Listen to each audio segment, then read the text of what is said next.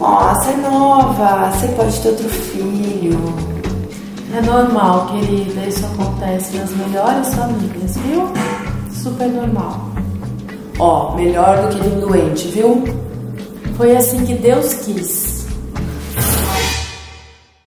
Atrizes, artistas, empreendedoras, educadoras, esposas, mães, influenciadoras, criadoras de conteúdo e, como deu para perceber, acumuladoras de funções. Eu tô falando das amigas Ariane Ferrari e Fabiana Godoy. Bem-vindos ao Aqui Pode Ser, último episódio do mês de maio. E acho que a gente não podia terminar esse mês, eu e a Fabi, com outro assunto que não fosse esse. E hoje a gente vai falar da maternidade invisível. Porque eu e Fabi somos mães de anjo, né? E a gente honra muito essas mulheres que passaram e que passam todos os dias por isso. É um assunto que, se você está vivendo, certamente você vai se sentir reconhecida e acolhida. E se você não viveu, é muito importante para você saber como lidar com as mulheres que estão passando por isso. Então, um brinde a você que tá aqui, um brinde a você, minha amiga de jornada. Saúde. Saúde. E vamos lá. Aliás, antes de beber, eu já vou contar que vinho é esse aqui que a gente tá tomando. É o Le Petit Cochonnet, que eu não sei como fala francês. Le Petit Cochonnet? É só fazer biquinho, dizem. Le Petit Cochonnet é um vinho chardonnay. Eu lembrei daquela assim, adoleta, Le Petit. Meu Deus do céu. Vocês não estão vendo a cara do marido dela aqui atrás, assim, tipo... É vergonha alheia. Ele tem um pouquinho de vergonha de mim. Eu adoro. Olha, esse vinho aqui, o que a gente pode contar dele? Ele não entra em contato com a madeira. Então, ele é um vinho que traz esse frutado, mantém mais próximo da fruta mesmo, da uva. Então, assim, ele é um vinho... Gente, olha, só tomando. Ele é um vinho mais despretensioso, mais brincalhão. Até o rótulo dele tem essa pegada diferente, né? É um rótulo bem legal também. Então... ele é mais acessível, mais leve, mais, não sei, é divertido. É um vinho divertido e a gente escolheu um vinho desse. Refrescante, né? Refrescante. Para um assunto mais denso, a gente quis um vinho mais leve. É isso, para dar uma equilibrada. Equilibrando tudo. Então, muito obrigada ao Cuesta Vinhos, que entrega o vinho na sua casa e tem uma carta maravilhosa, rótulos de vários países do mundo. Eles entregam na sua casa, então é maravilhoso. Ai, não entendo de vinho. Eles super te ajudam, falam.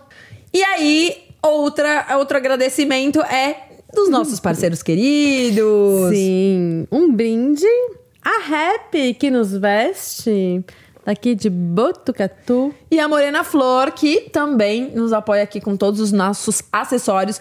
Ambas mandam pro Brasil inteiro. São daqui, mas mandam pro Brasil todo. Então, aproveitem. Fabi, vamos lá. Eu não sei nem por onde a gente começa, porque é um assunto denso, mas é um assunto que une muito a gente, né? A gente já falou sobre isso.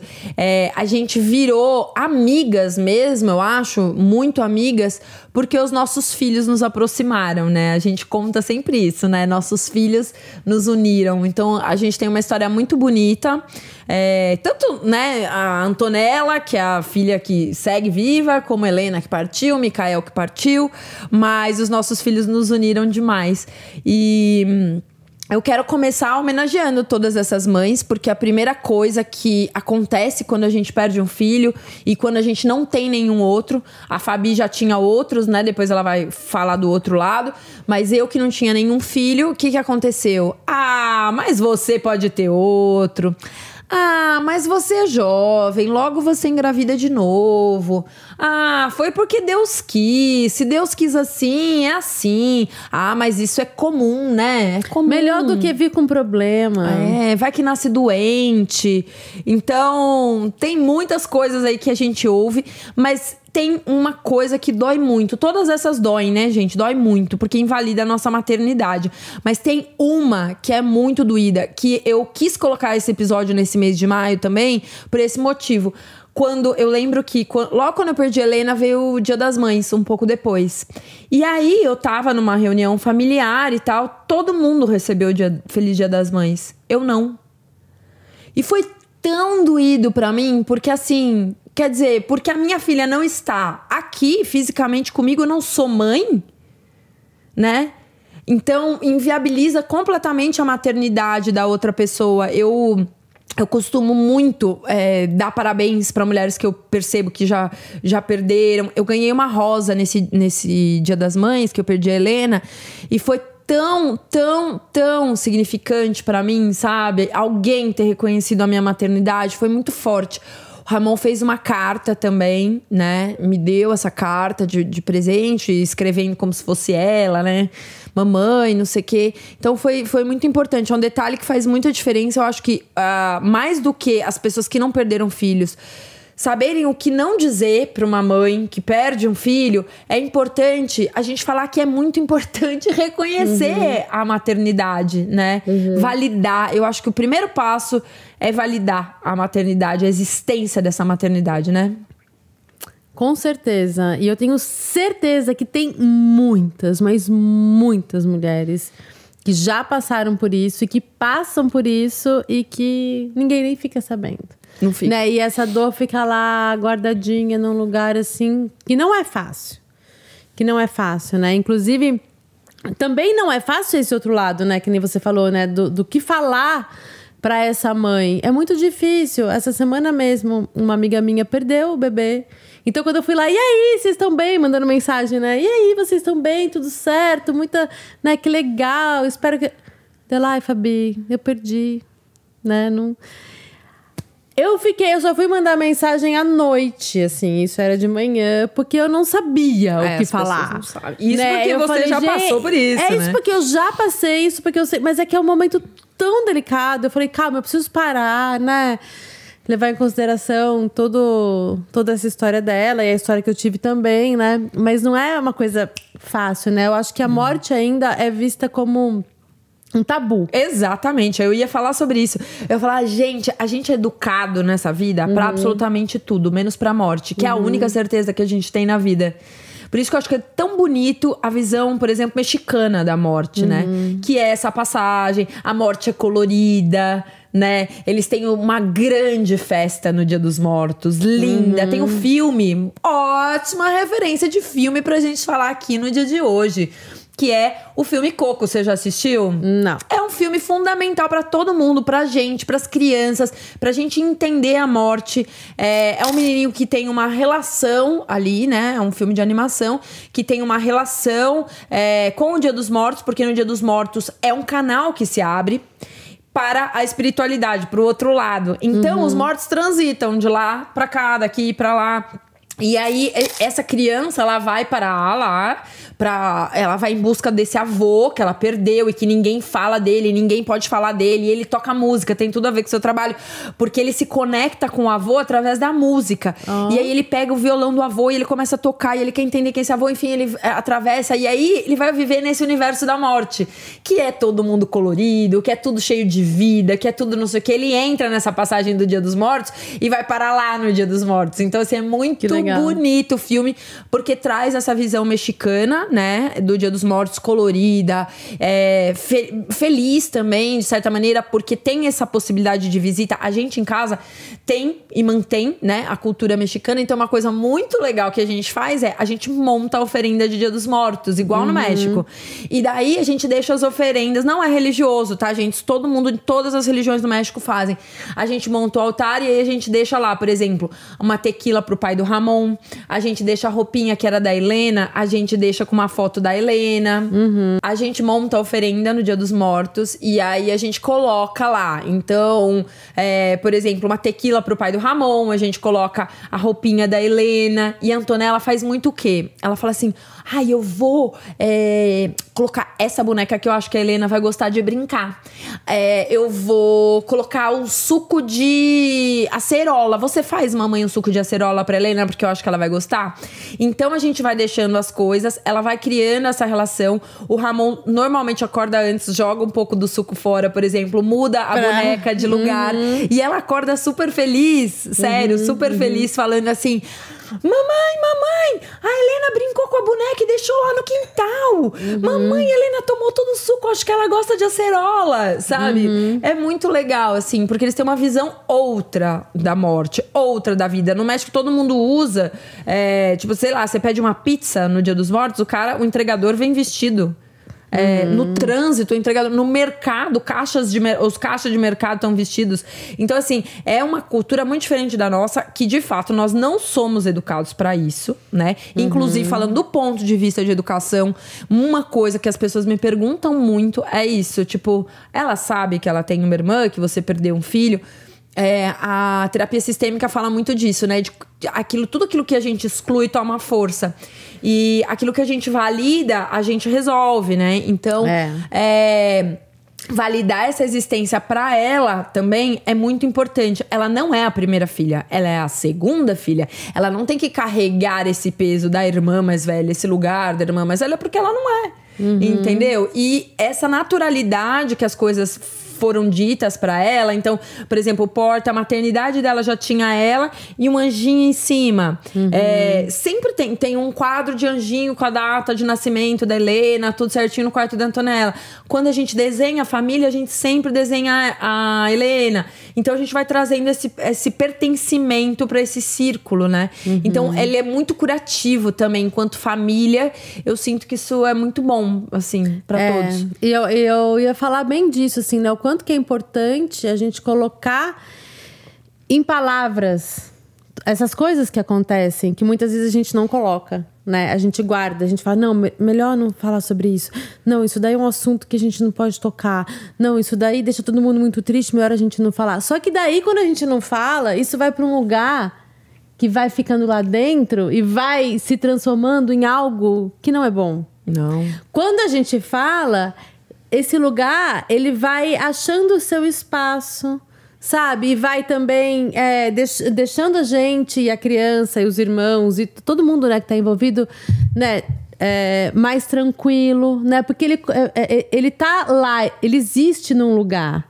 Quando a gente abafa e anula, ele existe, só que num lugar que a gente não sabe aonde. E isso depois é muita terapia, né, para aprender a lidar com toda essa situação.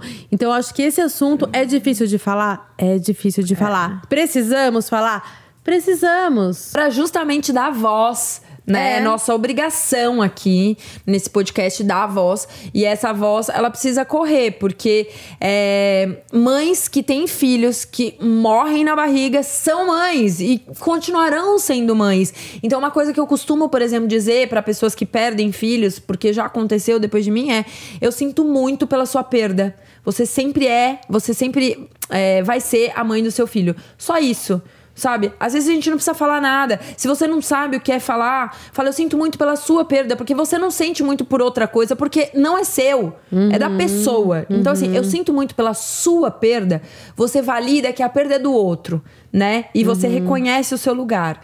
Então, olha, se você... Aquela coisa, né? Olha, se você precisar de mim, eu tô aqui, não quero invadir seu espaço, também é uma boa coisa de se dizer, mas eu tô aqui pra você, né? Então, acho que são coisas que acolhem. Agora, evitar mesmo falar todas essas frases que podem machucar muito. Acho que é isso, a gente não tá pronto, a gente não tem essa construção de educação e tudo mais, que a gente pode construir com os nossos filhos. Como eu acabei de falar, nós duas aqui, a gente bate muito na tecla da educação, e eu acho que esse é um tema também pra gente educar os nossos filhos, sabe? Pra que amanhã ou depois eles não repitam esses mesmos comportamentos que a gente foi aprendendo, né? Eu teve gente que atravessou a rua pra não me ver quando eu perdi a Helena, pra não ter que falar comigo, pra não ter que dizer sinto muito, pra não ter que dizer, olha, fiquei sabendo, nada. Tipo, a pessoa fingiu que não me viu. As pessoas não queriam falar. Porque é difícil mesmo, né? A gente não tem essa educação mesmo. Então não cabe. Aí a gente fica, mas aí como que eu vou abordar isso? Eu não sei. É muito distante. Agora, a partir do momento, né, que a criança já cresce com isso, a gente cresce falando da morte, né, independente de religião, isso é fato, isso acontece. E eu vejo também que muitas síndromes e doenças e questões, assim, de saúde mesmo, vêm por medo, do desconhecido. E a morte é um desconhecido. Então, assim, se a criança já cresce, olha, existe esse lugar, isso faz parte do jeito que a gente nasce, a gente morre, mas os vínculos, eles continuam, Exatamente. né? E colocando essa morte num lugar presente diariamente. É uma mudança de paradigma, porque, né, morte, imagina, né? Ninguém fala, ninguém... E eu percebo até que as meninas que me seguem no Ninho Musical, quando eu falo assim, eu sou mãe de 4, né? Mas eu nunca vi o outro, Eu sou mãe de 4. Ô, Fabi, desculpa, mas é que sim, eu sempre vejo o Bruno, a Nina, o Luan, né? Quem que é o 4 filho? Mas assim, tem muitos dedos, né? Tem. Aí, né, sempre vem com pedido de desculpa, de perdão. Sempre. Ai, eu não queria que você falasse. Ai, desculpa de tocar nesse assunto. Ai, desculpa. Não, gente, tá tudo certo. Pra mim é bom. Isso, eu gostava muito de falar da Helena e as pessoas evitavam. Então, às vezes, eu começava a falar sobre a Helena e a pessoa mudava de assunto. Eu falava, gente, eu quero falar da minha filha, eu quero falar da existência dela e ninguém tá disposto a ouvir. Simples assim. Entendeu? Só escute. Porque quando a gente fala, né, a gente tá mantendo a história viva, né? Exato, você valida, você mesma valida a existência daquela filha, né? E eu acho que também a gente, nós seres humanos, nós somos feitos de rituais. Então, assim, ritualizar, né? Eu tava falando pra uma amiga que perdeu um bebê e não entrou em contato. Perdeu na barriga e tal, nem entrou em contato, porque é uma possibilidade. Tipo, perdeu. Some com esse bola material pra frente e a mãe não vê. Normalmente é isso que acontece. Ou faz lá uma curetagem, ou faz...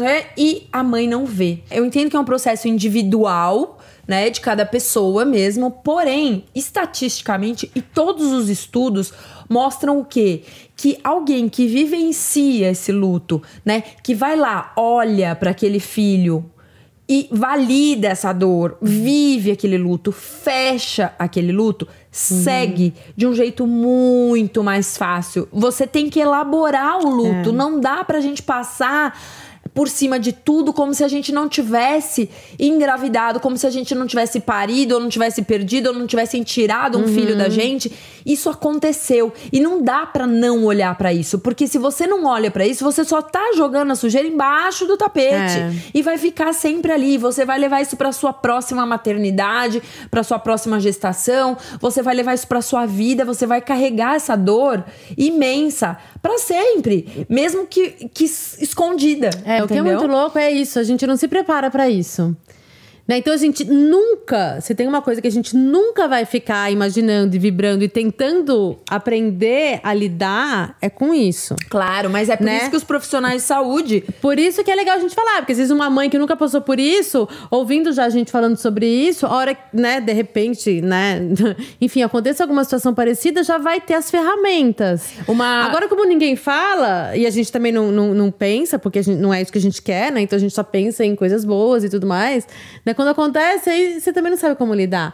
Porque esse negócio de realmente fechar esse ciclo, só para antes da gente passar para uma outra questão, eu senti muito isso com a Nina. Porque o que aconteceu, né? Porque a gente tá falando do que aconteceu comigo, mas ninguém sabe, né? A gente teve o Mikael, que ele nasceu com uma questão no coração.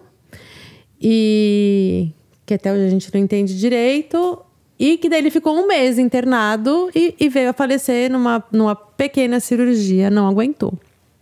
E daí, a gente ficou esse tempo no hospital e tudo mais. Então, assim, quando o Mikael faleceu, eu lembro que a gente foi, né, numa igrejinha ali aqui em Rubião, a gente olhou pro céu, a gente, né, pra falar, pra contar isso pras crianças, né, pro Bruno e pra Nina. E depois, no dia seguinte, ia ser o enterro. E daí eu falei, olha, mas quem quiser, né, o que vocês acham? Eles eram pequenos, a Nina tinha quantos anos? Ela é de 2011, né? Foi em 2018 isso. Então ela tinha o quê? 7? 7 anos. E daí ela falou assim, não, eu não quero ir no enterro, eu não quero. E eles não tinham visto o irmão, que aliás é uma outra coisa que é difícil. É difícil. Né? Porque assim, fica um mês, só que eles não podem entrar no hospital. A criança não pode entrar no hospital. E foi muito louco, assim, que eu tava já preparando tudo com a enfermeira, né? Pra gente ir até a portaria com o oxigênio, com tudo, pra eles poderem ver o irmãozinho ali na portaria. E foi nesse dia que tava tudo preparado pra eles verem o irmãozinho. Foi quando aconteceu a cirurgia e ele faleceu. E daí a Arina falou, não, eu não quero. E ela chorava. E ela não quis ver. E o Bruno foi, o Lua foi, né? A gente, claro, né? Pra fechar esse ciclo, né? Despedir, foi lindo, né? E ela se arrependeu muito. Né, amor? Ela, nossa, até hoje ela fala assim, mas eu queria ter visto, eu não sei por que eu não fui, é porque eu tava muito triste, não sei o quê. E daí ela teve questões na época da pandemia de ansiedade, de pânico, você vê que é muita, né, fazendo os trabalhos, essa questão com a morte, né, de não achar esse lugar, né? Porque pra ela, imagina, né? Com 7 anos, perder um irmão e ainda não conseguir se despedir. O outro conseguiu, e aí o Bruno fala, não, mas eu vi, ele era tão lindo. Mas, né? Sim. Então, é importante, sim, né? E às vezes eu até, né, como mãe, eu sinto de não ter tido mais luto, sabe? Mas eu não tive esse tempo, porque com 2, que você tem que, né? O 3, contando com o Luan, mas a vida continua. Então você tem que acordar às 7 horas da manhã e tem que ir pra escola, e tem que fazer tarefa, e tem que ir lá, e tem que buscar, e tem que não sei o quê. E você com aquela dor de morte, você acabou de perder um outro filho, mas a vida não pode parar. E naquele imediato, o que acontece? Você fala assim, até no hospital, mas tipo assim, tira. Eu não quero olhar pra essa dor, porque olhar pra esse filho é olhar pra essa dor. Então, quando você fala assim, quando alguém pergunta no hospital pra você, mas você quer ver? Depois que a gente tirar, ou depois que nascer, você quer ver? A pessoa vai dizer, não quero ver. É imediato, ninguém pensa e ninguém explica. Só que assim, é um impacto se você não vê. Eu sei disso e eu falo com propriedade porque eu criei muito conteúdo em cima disso, né? Nós fomos os primeiros ali de falar de perda gestacional. A gente deu um monte de entrevistas sobre esse assunto. E daí... Muitas seguidoras me falaram o quanto se arrependiam de não ter olhado pra esse filho, sabe? E é isso, nossa, como eu queria voltar no tempo e falar assim, me deixa ver. Ou eu queria ter tirado foto. Eu, por exemplo, não tirei foto. E isso é uma coisa que eu me arrependo profundamente. Eu não tenho uma foto da minha filha, sabe? Ela era pequenininha, né? Porque eu perdi a Helena com 14 semanas. De 14 para 15 semanas. Mas ela já tinha tudo, ela tava inteira formadinha, ela era minúscula. Mas ela tava toda formadinha, todos os dedinhos, todos os ossinhos, tudo. Então, assim, por que eu não tirei uma foto da minha filha, sabe? E uma coisa que acontece é que esses bebês, se não atingem um peso, eles viram lixo hospitalar. Você não pode enterrar. Você não tem direito de enterrar o seu filho. E isso, para um ser humano como qualquer outro, que é ritualístico, você não poder enterrar o seu filho é desesperador, entendeu? Desesperador. É igual um natimorto, que foi, né, uma grande luta. Eu acho que agora mudou isso. Mas quando eu perdi a Helena, não. Que era um natimorto, tinha na certidão de nascimento natimorto. Não é o natimorto, é a Joana, é a Carolina, é o Pedro, o Joaquim. Não é um bebê natimorto. É uma pessoa, e essa pessoa tem um nome, e essa pessoa é meu filho. É muito forte isso, você não poder enterrar ou você ter uma certidão que diga natimorto. É muito forte, cara, sabe? Isso por si só já invalida tudo. O sistema invalida tudo. É cruel demais você perder um bebê. Onde? Você sabe que você perdeu um filho, porque ele já tá morto na sua barriga, você já sabe de tudo isso, e te enfiam em que ala do hospital? Na maternidade. Então, enquanto todo mundo tá no corredor do lado, no quarto do lado, perdão, muito mais perto, enquanto todo mundo tá com o filho no braço, você tá de colo vazio, escutando todos os choros dos bebês do lado. Isso é uma tortura com uma mãe que acabou de perder um filho. Isso é muito grave. O sistema coloca a gente num lugar tão desrespeitoso, sabe? Eu acho que assim, hoje em dia tem até fotógrafos especializados. Aqui em Botucatu eu desconheço, mas tem fotógrafos que vão Tem doulas de perda que vão, que explicam. Tem muitas voluntárias que fazem esse trabalho, que vão no hospital, olha, explica qual que é esse processo do luto. Tenta oferecer essa possibilidade desse contato, dessa despedida, desse fechamento do luto, de você olhar pro seu filho. Tudo isso pra ir mudando. Mas assim, é pouco. Ainda é muito pouco. As pessoas nem sabem que tem essa possibilidade. E eu já tive seguidora que falou assim, eu nunca imaginei que eu fosse perder um filho. Eu já te acompanhava, depois eu perdi. Ainda bem que eu já te acompanhava. Por isso que é tão importante a gente disseminar essa informação. Isso, né? Porque depois que eu perdi, eu quis ver meu filho. E ainda bem, né? Porque eu sempre levantei essa bandeira. Então, assim, ai, que bom que eu vi meu filho, ou que eu fechei meu luto, né? Tudo isso, assim. Eu tive que quebrar o pau pra sair com a minha filha do hospital, porque ela não tinha peso suficiente. E ela ia virar lixo hospitalar. Ela não é um lixo hospitalar, ela é minha filha. E depois, o que você fez? A gente enterrou ela. E foi, assim, foi muito complicado. Porque a gente, daí a funerária, daí não pode enterrar. Porque daí tem todo um negócio que daí a gente... Acho que eu não posso nem falar isso. Mas precisa mudar. Precisa mudar. Se uma mãe teve esse sentimento, né, nesse momento, com certeza todas as mães têm. E isso tem que ser visto, tem que ser olhado, tem que ser reconhecido. Porque é isso, esse bebê ele já existe. Né? Não é que assim, não existe, não tem nada, só quando nasce e pronto. Peraí, como assim? Né? E a gente já vai criando um vínculo, é uma coisa muito espiritual, assim. E falando em questões espirituais, assim, quando a gente perde um filho, é uma coisa que a gente nunca imagina que vai acontecer com a gente. E a gente sempre fica, né, não consegue nem imaginar, né? Porque quando a gente imagina, a gente já fala, não, eu não aguentaria isso. Né? Eu não aguentaria passar por isso. Isso é uma coisa que não tem cabimento, né? Eu, às vezes, passava pela minha cabeça, assim, eu falava, gente, eu acho que eu não consigo mais viver, né? Eu acho que eu enlouqueço, eu acho que, né? Enfim, se algum dia eu perder algum filho, né? E é muito louco, né? Porque a gente vai ressignificando e a gente tem, né, no meu caso, né, os outros filhos e uma alegria, né, de viver que eu tenho. E eu acredito muito que as coisas acontecem também como elas têm que ser. Mas você não ouviu isso de tipo, mas você já tem outros, ainda bem que você já tem outros. Nossa, ou algo nesse sentido? Eu ouvi muito. Um filho não substitui o outro. Não, e assim, daqui a pouco você engravida de novo, né? Vocês vão ter outro.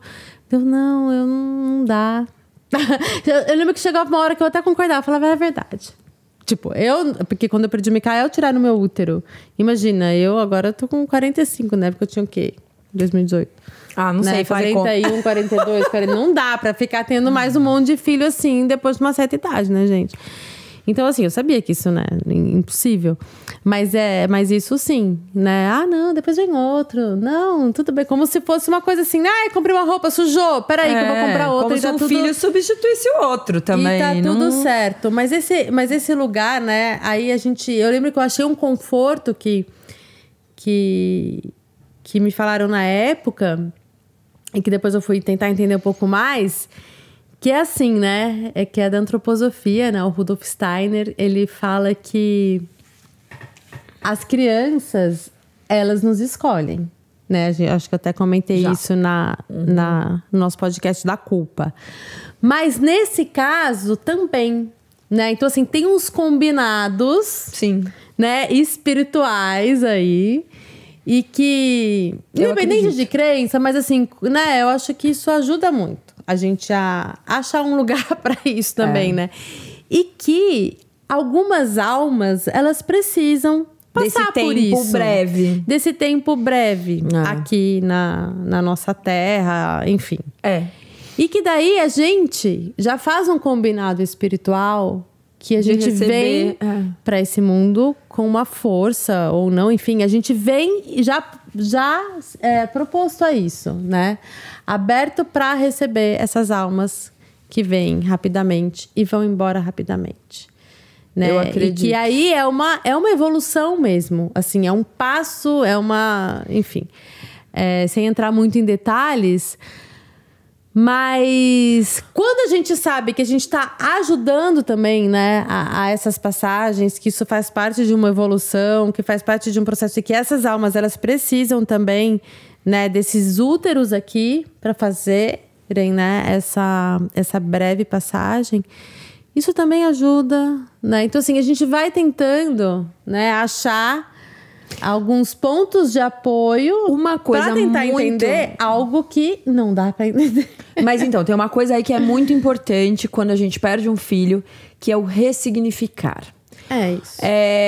Eu participei de algumas ONGs e grupos de luto, e porque eu mergulhei, né? Fiz quando eu perdi a Helena. E uma das coisas, assim, aprofundadas nesse estudo foi justamente essa ressignificação do luto. Tem gente que escreve um documentário, né? Tem gente que funda uma ONG, um grupo, sei lá, alguma rede de apoio, planta uma árvore. Eu não contei isso ainda, mas eu plantei. Quando a gente enterrou a Helena, eu plantei uma árvore, onde ela foi enterrada. E daí foi uma coisa muito louca, porque a gente voltava todos os dias pra regar essa árvore, porque nos orientaram assim, falaram, olha, no começo você tem que molhar muito essa árvore pra ela pegar e tal, não sei o quê.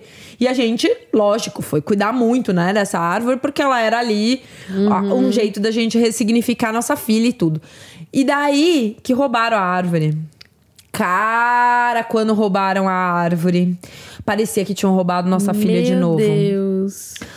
E roubaram nossa ressignificação. Foi assim uma coisa brutal. Tipo, parecia que a gente tinha perdido nossa filha de novo. Foi horroroso, horroroso. Nossa, imagina. E depois a gente decidiu, em casa a gente tem uma árvore da Antonella, onde a gente plantou a placenta. A gente falou, vamos comprar outra árvore igual àquela que foi roubada e vamos plantar dentro da nossa casa, que não tem como alguém roubar. Aí a gente fez isso. O que aconteceu?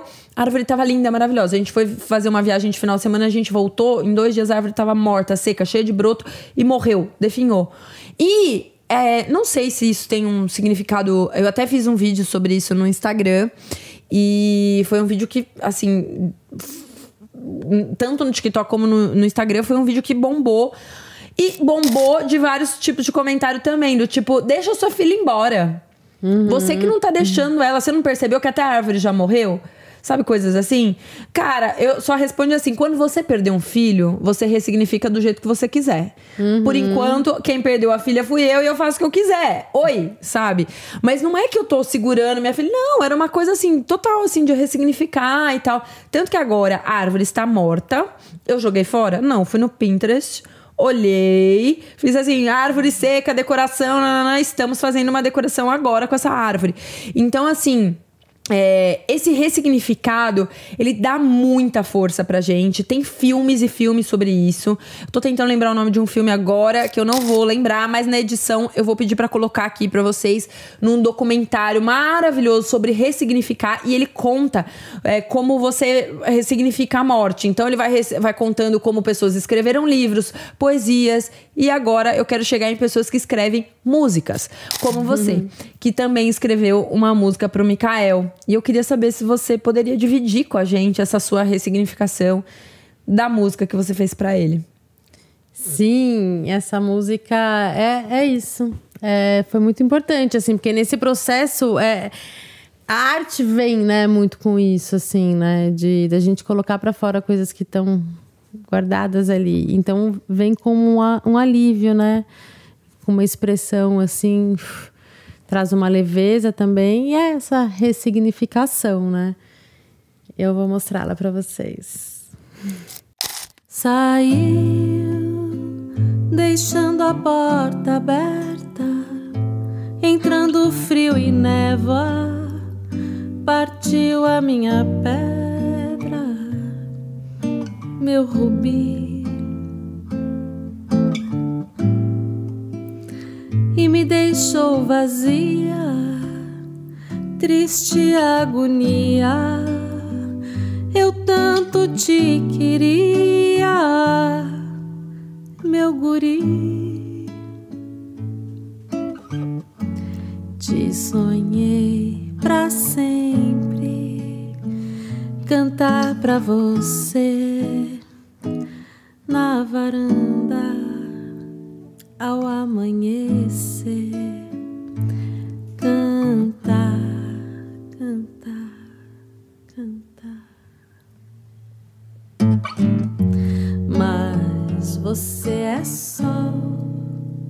e tem que brilhar.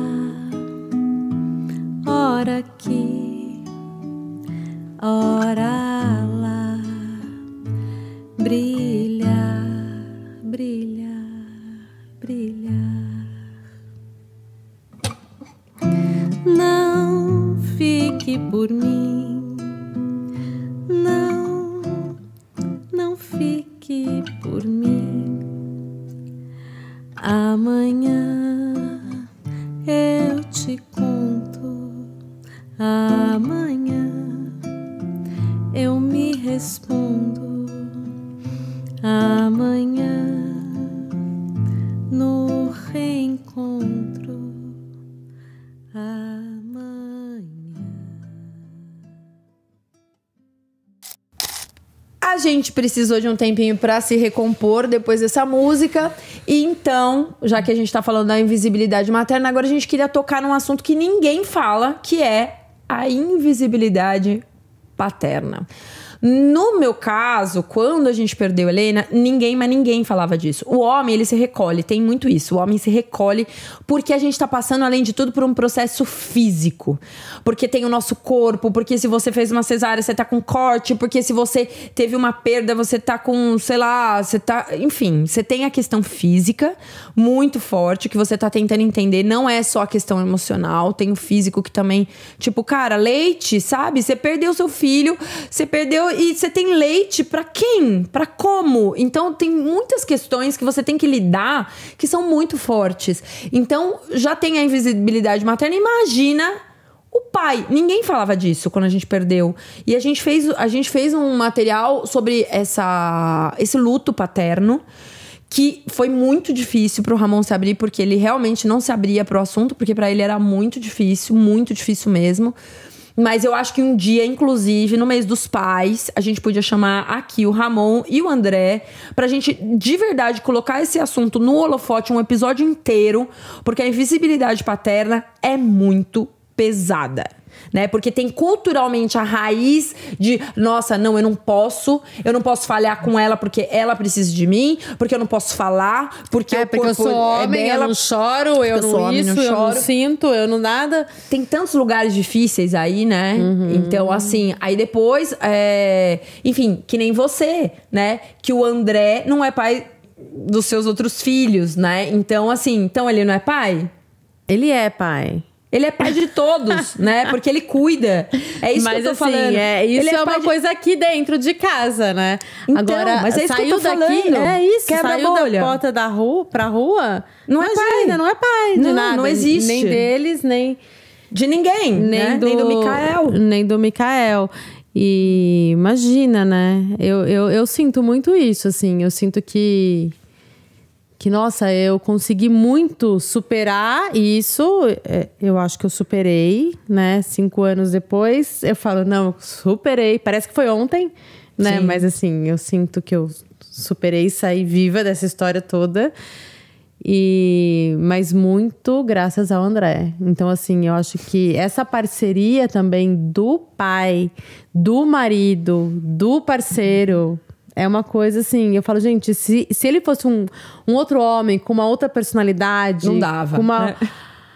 Meu, porque assim, a imagem que vem dele é assim, é ele me pegando no colo o tempo todo. O que você vai comer, o que você vai fazer, o que não sei o quê, o que eu posso fazer por você, o tempo inteiro, né? E depois que passou, porque a gente vai pra um lugar que a gente não tem mais chão. É um lugar que parece que é um recorte da sua vida que parece que É um nem filme, né? existiu. Você tá assistindo distante. Assim, você fala, nossa, eu... Aí depois desse recorte todo, eu pensei, tá, eu fui acolhida pelo André. E o André? E ele? Isso me vem assim, quase que todo dia. Eu falo, mas e ele? Quem que acolheu o André? Quem? Porque eu não consegui, né? Então, eu acho que é um assunto muito importante mesmo. E dar voz para esses pais que estão aí, invisíveis também. E até mais, né, do que as mães, eu acredito. E uma coisa que eu quero falar pra você que tá assistindo e passou por uma perda ou está passando também, é que existe um momento onde o casal se une muito. Porque ninguém de fora, ninguém do mundo vai conseguir sentir o tamanho desta dor que só vocês dois sentem. né? Não tem um tio, uma avó, um vô. Ninguém vai sentir essa dor desse tamanho que os pais estão sentindo nessa perda desse filho. Então o casal, num primeiro momento, ele se une muito e vira um só, assim. É muito bonito o que acontece, que era o que você estava colocando aqui. É lindo ver isso, mas tem um mais.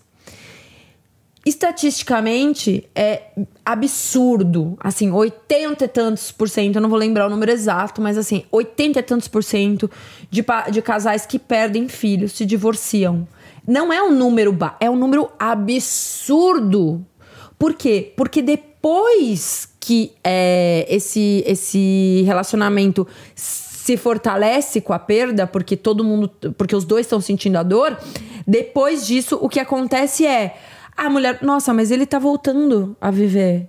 Eu não, sabe? Eu tô sentindo. Como assim ele tá indo pro trabalho? Às vezes a mulher tá se recuperando e tá achando que ele tá saindo, que ele tá indo, que ele tá vindo, que a vida dele tá normal. Aí não existe um diálogo. Aí o marido que nunca falou, o parceiro que nunca falou, o pai que nunca falou, que nunca botou pra fora, tá remoendo aquilo que ele mesmo não consegue lidar. Então, assim, isso são só 2 exemplos dos muitos problemas que isso vai trazer depois. Então, se você tá passando por um baita perrengue no seu casamento agora, por conta disso, respira, olha para o seu parceiro e fala, tá difícil, né? Vamos tentar enxergar onde é que tá essa dor? Porque tá e não é a gente.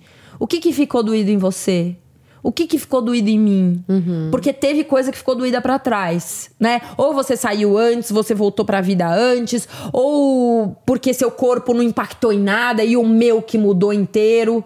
Porque tem isso. A gente já falou disso aqui também, né? O corpo muda, o seu não, o meu não. Então, assim, o meu corpo mudou, o seu tá igual. Então, porque a minha dor é maior que a sua, ou seja, tem um monte de coisa que acontece. Então, se você é um casal que tá saindo bem disso, né, como casal, não como pessoa, porque é difícil sair bem dessa situação, mas se considere um casal muito forte. E se não, busque onde que tá a raiz da dor mesmo, porque normalmente não é do casal, tem essas coisas da perda que são absolutamente normais e que vale muito a pena olhar pra elas pra resolver, né? É isso aí, gente. E bola pra frente, né? Porque são coisas que acontecem, né? Independente de qualquer coisa, a morte tá aí, né? A gente perde pai, a gente perde filho, a gente perde amigos, a gente perde os avós, a gente, né? A vida tá feita de perdas também. E a gente dando voz pra isso, pra achar lugar pra essa morte e a gente se fortalecer, né? Falar, trocar, conversar e saber que tem muitas pessoas que passam por isso. Manda esse episódio. Também, e que estão conseguindo ressignificar. Né? Então, que é assim uma luz, né? É só o tempo mesmo, né? Que nem a Ari falou, curtir esse momento de luto, que é importante também. Fechar esse ciclo, viver, chorar, sofrer. Né? Não atropela. O que for preciso, dá tempo ao tempo mas também não dá para se afundar, né? E ressignificando, e se abrindo, né? E que tudo sim tem um sentido, né? E tem os seus porquês e é nisso que eu acredito. Eu também. Então, se você conhece alguém que perdeu um filho e não sabe o que dizer pra ela, manda esse podcast, porque ele é autoexplicativo e acolhe a todas nós que sabemos o que é estar nesse lugar. Se você não sabe o que é estar nesse lugar, certamente hoje abriu aí uma grande luz na sua cabeça de reflexão de 2 mães que perderam filhos. Então, muito obrigada por estarem aqui com a gente. Procurem a gente nas redes sociais, vamos trocar ideias. E a gente tá no Instagram como @aqui_pode_ser. O meu Instagram é @aarianeferrari. E o meu é @Ninho Musical. E também tem aqui Talamonte Filmes, tem do André Mar Moreira, tem os nossos outros integrantes da equipe, o Tarzoni Fotografia também. Vocês vão encontrar a gente nas redes, tá bom? A gente espera vocês quinta-feira que vem, às 20h. Temos encontro aqui marcado pra falar desses temas difíceis e também leve, dá muita risada. Saúde, tchim-tchim e até a próxima. Até a próxima. Deixando a porta aberta, entrando frio e névoa, partiu a minha pedra, meu rubi, e me deixou vazia, triste agonia. Eu tanto te queria, meu guri.